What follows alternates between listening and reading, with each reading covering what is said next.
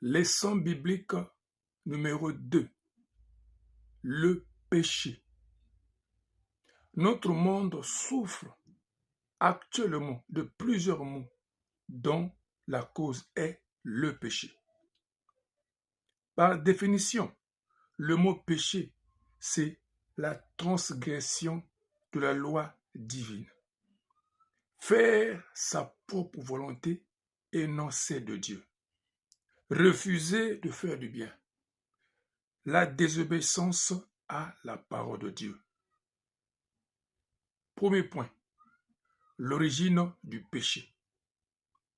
Soulignons d'emblée que Dieu n'est pas l'auteur du péché. 1 Jean chapitre 1, le verset 5. La nouvelle que nous avons apprise de lui et que nous vous annonçons, c'est que Dieu est lumière et il n'y a point en lui de ténèbres. L'auteur du péché, c'est le diable.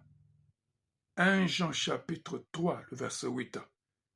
Celui qui pêche est du diable, car le diable pêche dès le commencement. Cependant, le péché est entré dans le monde par le canal des premiers hommes, Adam et Ève, qui ont désobéi à la parole de Dieu. Deuxième point, les conséquences du péché. Le péché a entraîné des conséquences graves dans l'univers et surtout dans la vie des hommes, à savoir la mort physique, la mort spirituelle, la mort morale et la mort éternelle. La maladie. L'homme est devenu esclave du péché. L'homme est devenu esclave de Satan. La méchanceté. Les conflits conjugaux. Conflits entre l'homme et la création. La souffrance humaine. La malédiction. La colère de Dieu. Troisième point, le remède au péché. Pour régler la facture du péché, Dieu a payé un grand prix, le prix de son Fils à la croix. Ainsi, le remède au problème du péché, c'est la croix de Jésus-Christ. Jean chapitre 1, le verset 29. Le lendemain, il vit Jésus venant à lui et il dit, « Voici l'agneau de Dieu qui ôte le péché du monde. » Romains chapitre 5, le verset 8. Mais Dieu prouve son amour envers nous. On sait que lorsque nous étions encore des pécheurs, Christ est mort pour nous. 1 Jean chapitre 3, le verset 5. Or, vous le savez, Jésus a paru pour ôter les péchés. Il n'y a point en lui de péché. 1 Jean chapitre 1, le verset 7. Mais si nous marchons dans la lumière, comme il est lui-même dans la lumière, nous sommes mutuellement en communion.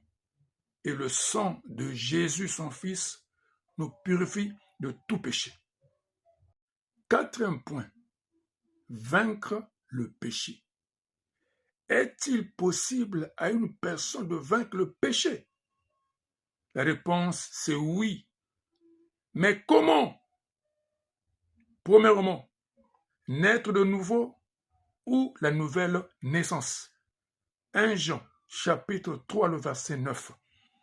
Quiconque est né de Dieu ne pratique pas le péché, parce que la sémence de Dieu demeure en lui. Il ne peut pécher parce qu'il est né de Dieu. Deuxièmement, se soumettre à Dieu et à l'autorité du Saint-Esprit. Galates chapitre 5, le verset 16. Je dis donc, marchez selon l'Esprit et vous n'accomplirez pas les désirs de la chair. Troisièmement, se confier dans la puissance de la grâce. Romains chapitre 6, le verset 14. Car le péché n'aura point de pouvoir sur vous, puisque vous êtes non sous la loi, mais sous la grâce. Quatrièmement, se tenir dans la prière. Matthieu chapitre 26, le verset 41. Veillez et priez, afin que vous ne tombiez pas dans la tentation. L'esprit est bien disposé, mais la chair est faible. Cinquièmement, la mise en pratique de la parole de Dieu. Psaume 119, verset 11. Je serre ta parole dans mon cœur, afin de ne pas pécher contre toi. Sixièmement, se séparer de tous ceux qui vivent dans le péché. 1 Corinthiens chapitre 15, verset 33. Ne vous y trompez pas, les mauvaises compagnies corrompent les bonnes mœurs. Et enfin, septièmement, rechercher la sanctification. Romains chapitre 6, verset 22. Mais maintenant, étant affranchis du péché et devenus esclaves de Dieu, vous avez pour fruit la sainteté et pour fin la vie éternelle. Oui, en Jésus-Christ, nous sommes affranchis du péché pour ne plus pratiquer le péché, mais pour vivre dans la sainteté afin d'être agréable à Dieu.